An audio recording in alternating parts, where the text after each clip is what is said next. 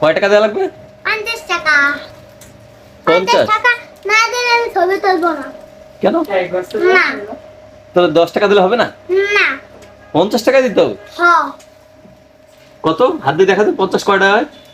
তাহলে এই কলম সব আমার দিয়ে দিবি? 5 টাকা রে বাবা। কেন তুই দি করলি সব কলম 50 টাকা?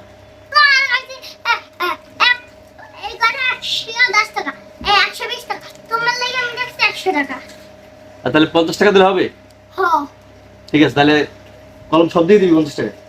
5টা দাও। টাকা নিয়ে গেলে এই নাও 50 টাকা।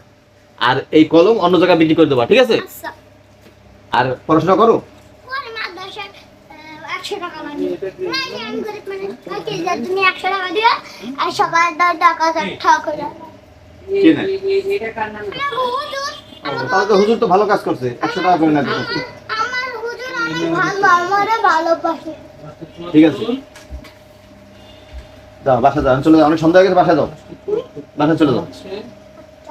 আজকে আর থাকা লাগবে না, যে সব কলমের দাম আমি দিয়ে দিছি না, এখন তো আর আজকে বাসা লাগবে না, কালকে এই কলমগুলো পেয়েছো, হ্যাঁ?